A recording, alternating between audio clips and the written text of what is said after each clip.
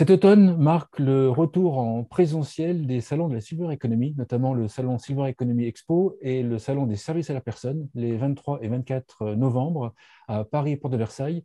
Et c'est de ce dont nous allons parler avec Alain Bosetti, qui dirige l'agence En Personne, qui est à l'initiative des deux salons, Salon Silver Economy Expo et Salon des services à la personne. Bonjour Alain. Bonjour Frédéric. La première question que j'avais envie de te poser, c'est qu'est-ce que ça fait de revenir en présentiel? C'est un grand bonheur. On a créé le hashtag Retrouvons-nous parce que après effectivement une année 2020 catastrophique où les trois salons que nous organisons ont tous été annulés entre une semaine et 2 semaines avant l'organisation, on a fait du virtuel. Mais bon, c'est bien le virtuel, Zoom, Teams, c'est salons virtuels, on est ravis. On a nous-mêmes une plateforme de salon virtuel, mais se retrouver vraiment échanger, ça donne une dimension qui va générer beaucoup de bonheur et beaucoup d'attentes. Donc oui, hashtag retrouvons-nous. Là, ça sera en présentiel, mais tu gardes le côté distanciel également? Oui, oui, le salon est hybride. Ce sera notre premier salon hybride. Ça veut dire que le salon sera à Paris Porte de Versailles, et puis en même temps, sur Internet, dans la plateforme que nous avons développée, avec des halls thématiques, des stands de miniatures, et puis des conférences.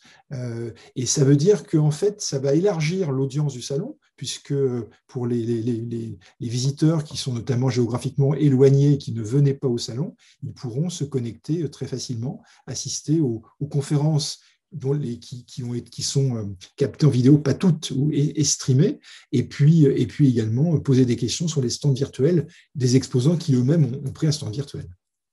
Pour ceux qui ne connaissent pas, tu pourrais peut-être représenter les deux salons, Bien sûr. le Alors, concept, le sujet, etc. bien sûr, historiquement, le premier, c'est le Salon des services à la personne et de l'emploi à domicile. Nous l'avons créé en 2007, donc un an après la mise en œuvre du plan Borloo. Euh, pour rappeler un chiffre, en 2006, il y avait 5500 structures agréées, services à la personne, 5500 OSP, dont 500 entreprises.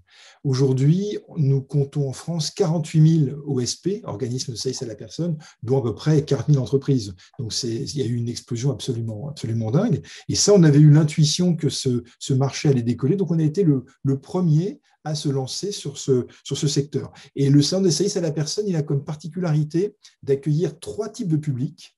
Et globalement, ça se répartit bien dans le hall présentiel, du grand public, des familles, notamment des aidants, qui viennent chercher des solutions de l'aide à la maison.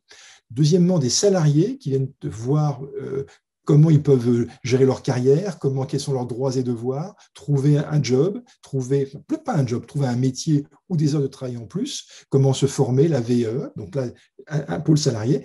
Et puis, un troisième public sont les professionnels du secteur.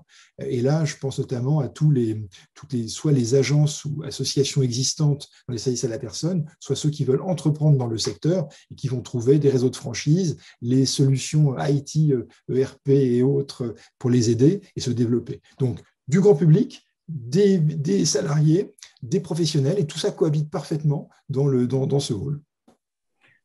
Silver Economy Expo, plus Alors, Silver Economy spécialisé. Expo, bien sûr, Silver Economy Expo est plus récent. Il a été créé en 2013. Donc, juste à propos de service à la personne, ce sera la 15e édition. Voilà, la 15e édition à la Porte de Versailles. Silver Economy Expo, nous l'avons créé en 2013, quelques mois après l'installation de la filière à Bercy par Arnaud Montebourg et Michel Delaunay. Et en fait, c'était d'ailleurs les cabinets des ministres qui étaient venus nous voir en nous disant « Vous avez déjà un salon qui fonctionne bien, le salon des services à la personne et de l'emploi à domicile. » Ils nous avaient dit, alors je me rappelle les conseillers, ils nous avaient dit « Pas certain que nos ministres durent encore très longtemps comme ministres. » Et donc, on aimerait bien que ce soit, ils avaient été visionnaires, parce que dans l'année qui a suivi, et Arnaud Montebourg et Michel Delaunay ont vogué vers d'autres horizons, mais on aimerait bien qu'il y ait un événement qui soit pérenne. Et donc, nous avons, en 6 mois, on a créé le salon pour des raisons évidentes. À l'époque d'économie, nous l'avons adossé au salon des services à la personne, mais aujourd'hui, ça fait sens, parce qu'il y a beaucoup de passerelles, Bien de sûr, bien nouveaux sûr. acteurs, et donc il y a des synergies très fortes entre les deux salons. Donc, Bien sûr. et là, Silver Economy Expo, depuis le début, c'est un salon 100% professionnel. Les thèmes qui seront abordés lors du salon Silver Economy Expo. Le thème de Silver Economy Expo 2021, c'est innovation et coopération au service des seniors. On l'a vu, on le voit, on est quand même sur des plaques tectoniques qui étaient assez éloignées jusqu'à présent, et la crise Covid a fait que ça a bougé, et que notamment dans les territoires, on a bien vu que le service rendu au domicile des seniors notamment, ou les interactions avec les EHPAD, il y a eu des collaborations, des coordinations territoriales, et là, ça va, je pense, ça va bouger plus. Donc, le thème, je dirais, le fil rouge du salon, c'est technologie et services pour les seniors, d'accord, et notamment l'innovation. Et là, en plus, on a un angle sur la coopération et la coordination. On va avoir notamment des conférences.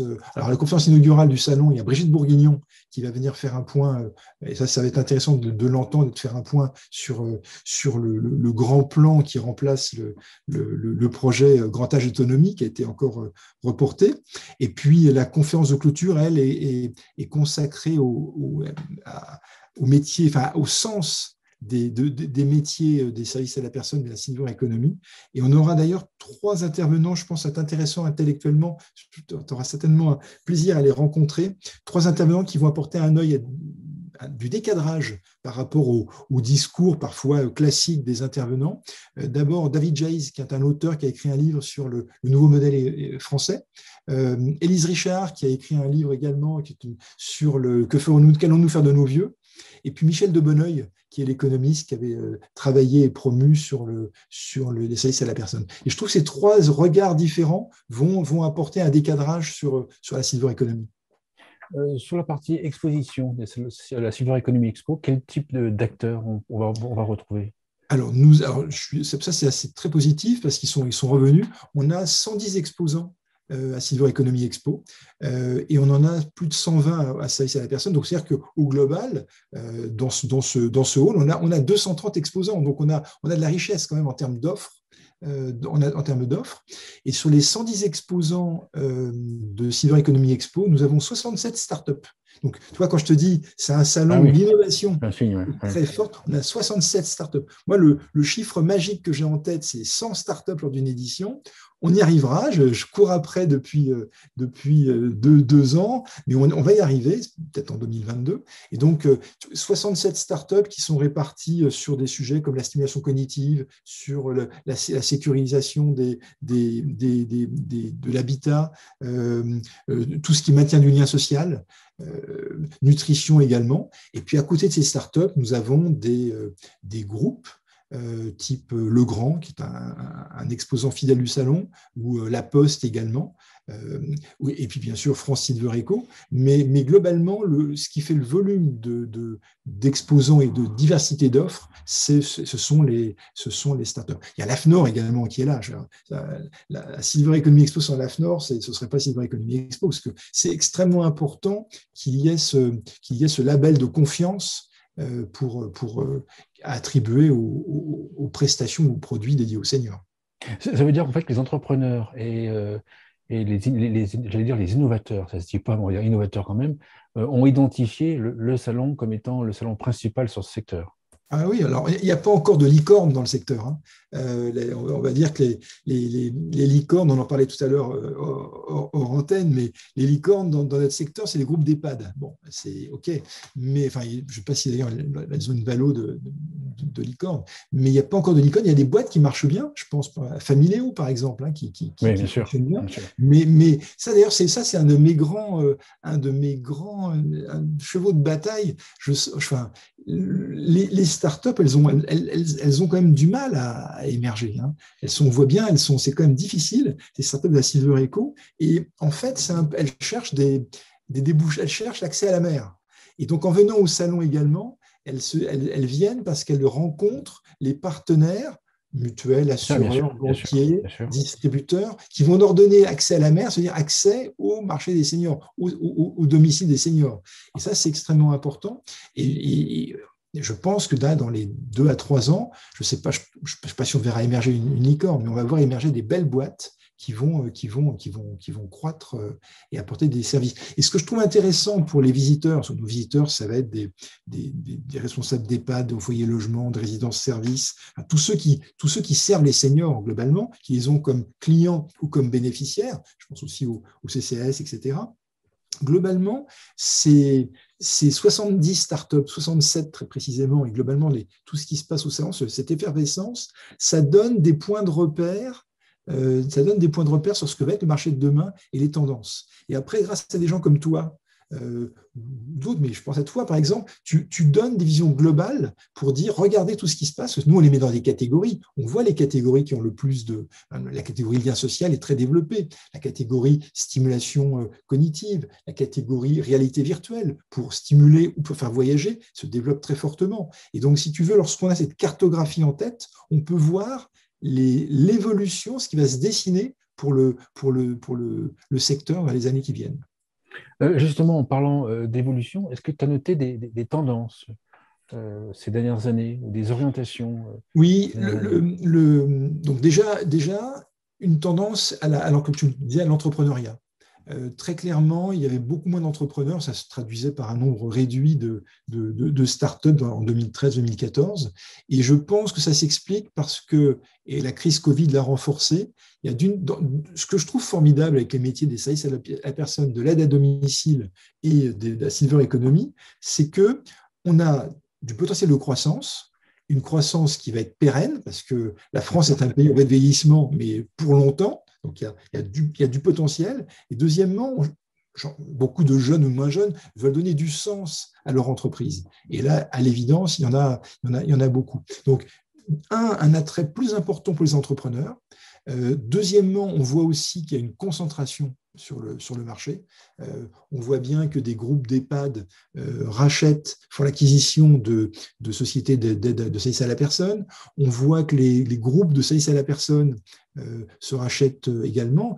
Récemment, il y a eu l'acquisition de H-Door Service par Axéo, par exemple. Mais on voit aussi que des groupes existants créent des nouvelles enseignes. Par exemple, le groupe Academia Shiva crée Nos Aimés, qui est une nouvelle enseigne dédiée aux seniors. Par exemple, le groupe WeCare crée Autonomia, qui est un réseau de care managers. Donc, on voit d'une part qu'il y a des fusions, et ces fusions, d'ailleurs, ce n'est pas seulement dans ceux qui servent les seniors. Ces fusions, c'est également dans le back-office. Par exemple, la fusion de groupe Up et Médicis pour donner Arch MC2. Et d'ailleurs, j'ouvre une parenthèse, Arnaud Dugluet, que tu connais bien, me disait que le premier contact, la première idée de fusionner Arch MC2, de fusionner Up et Médicis est née à Silver Economy Expo 2019.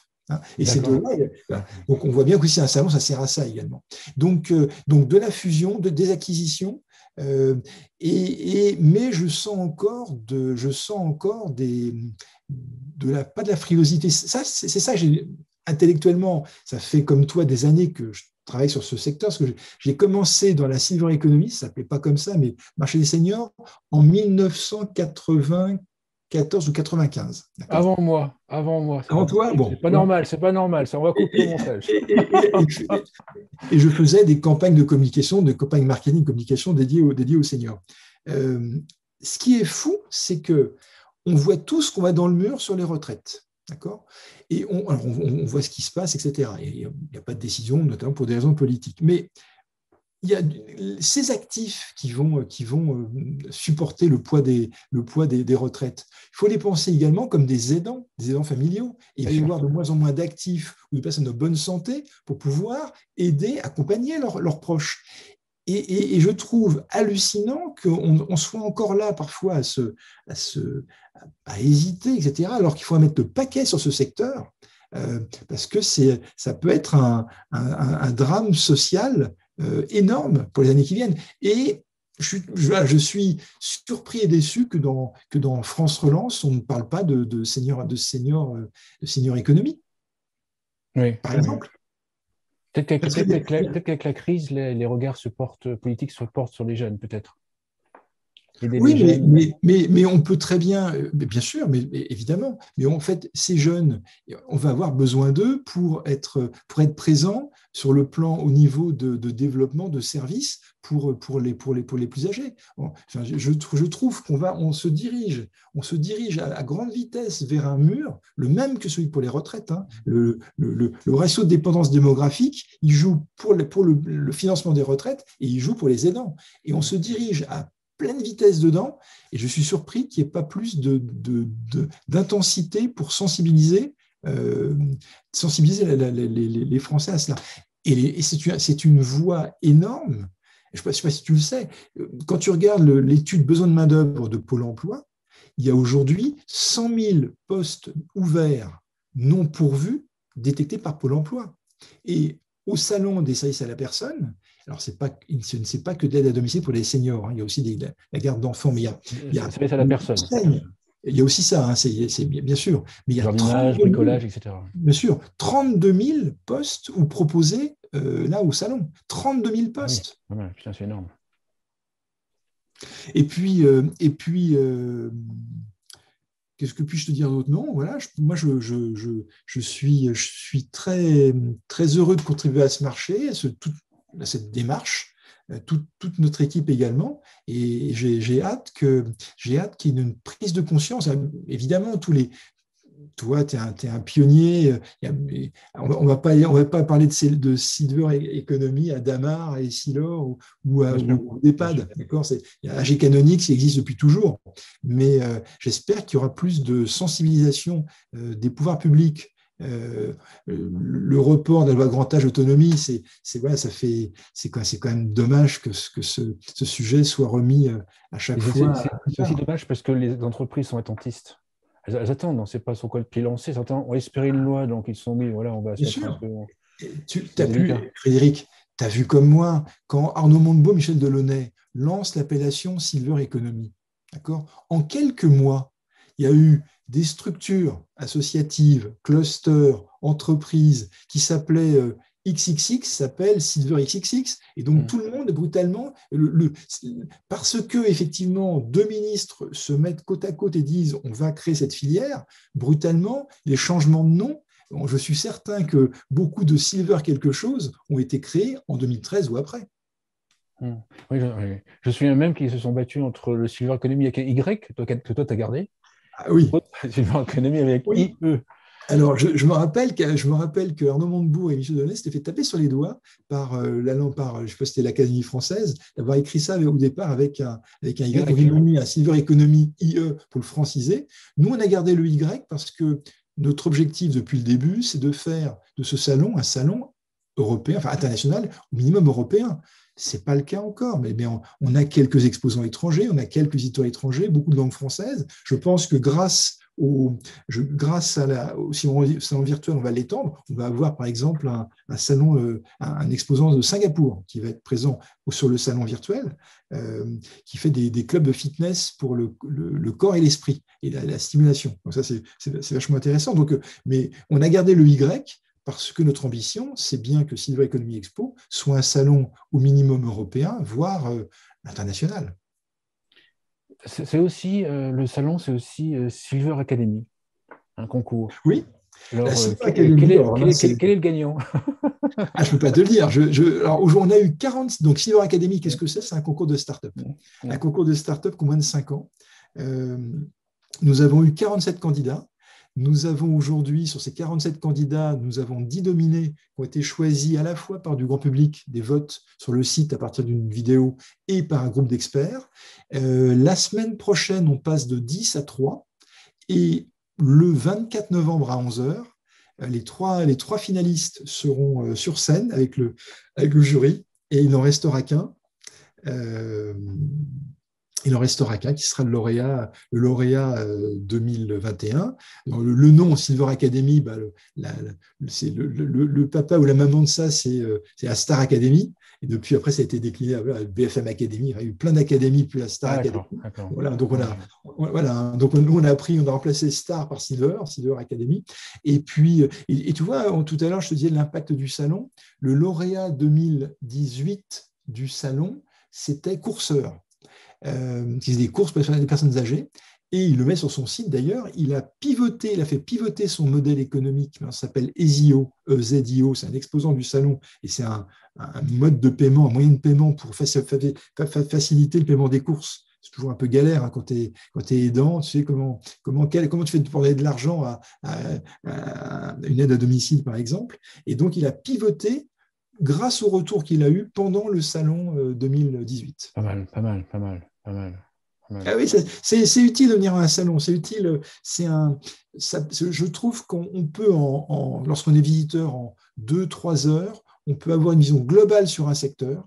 D'accord, on a les intervenants, on peut assister à une ou deux conférences, on fait du networking, et puis il y a toujours aussi on peut le préparer, parce dans les nouveautés, on a créé également un module de prise de rendez-vous où les visiteurs peuvent prendre des rendez-vous en amont du salon, mais il y a aussi de la sérendipité, hein, de hasard, et donc des rencontres qu'on fait au détour d'une allée, et ça, ou d'un cocktail, ça c'est chouette.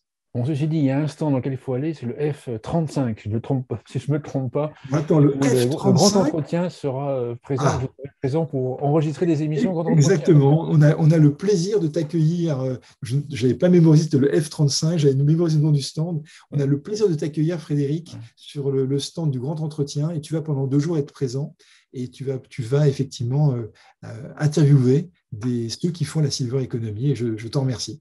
Super. Un mot de conclusion pour l'émission? Venez au salon. Venez au salon. Si vous ne pouvez pas venir, connectez-vous. Pour préparer, regardez Frédéric Serrière, les grands entretiens de Frédéric Serrière. Mais non, plus sérieusement, venir au salon, c'est également pour. Nous, ce qu'on veut faire, ce que nous sommes aujourd'hui, c'est quoi? Nous sommes le plus grand rassemblement de la silver economy. D'accord? Et nous voulons.